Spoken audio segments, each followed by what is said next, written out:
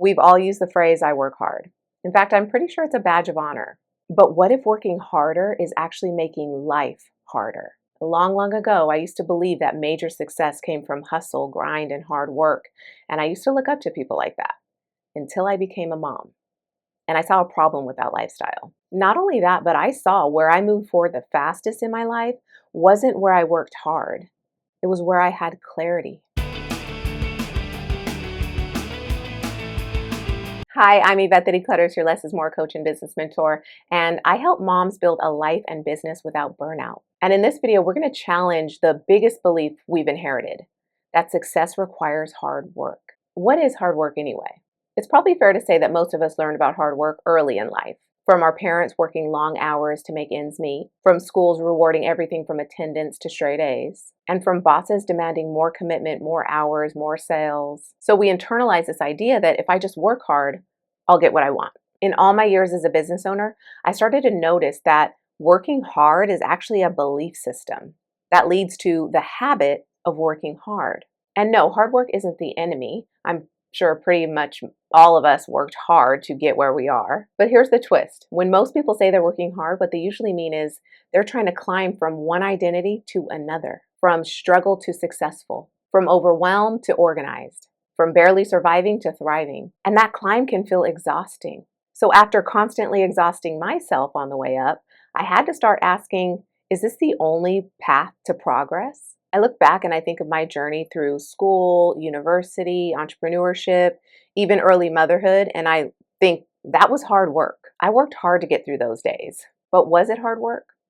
I don't know. There were a lot of difficult late nights back then. And still, the biggest part of that hard work was the elevation of one identity to the next.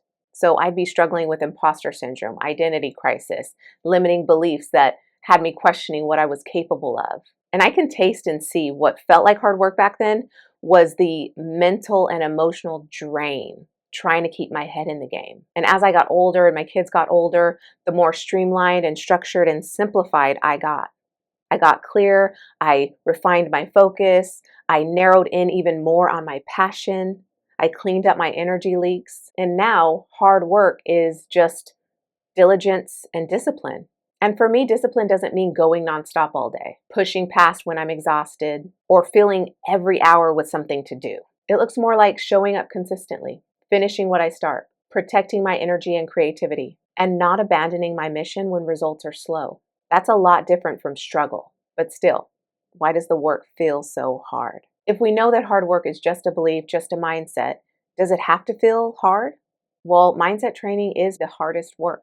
The hard part, I believe, comes in the decluttering of beliefs and habits that hold us back. That's the mindset work, the unlearning. Because when ascending from one level to the next, there are moments of feeling like you're not enough. That is a learned belief. So starting something new as a mom or entrepreneur or both feels hard because you're still building the engine. You don't have leverage yet. You're responsible for everything, especially as a solo entrepreneur and mom. There's no team or village helping with the workload. The reward cycle is slow. You can put in months of disciplined work before the results compound with your business and your kids.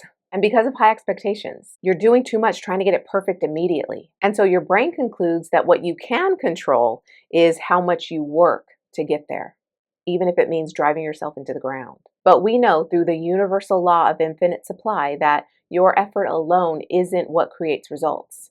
Your clarity does. So your job is to get clear on the what. What do you want? What is the new story you want to tell? The new story I tell myself is, I want my effort to produce disproportionate results. And Wallace Wattles wrote something really powerful in The Science of Getting Rich. He said, obsessing over how something will happen actually shows a lack of faith. It shows a distrust in God.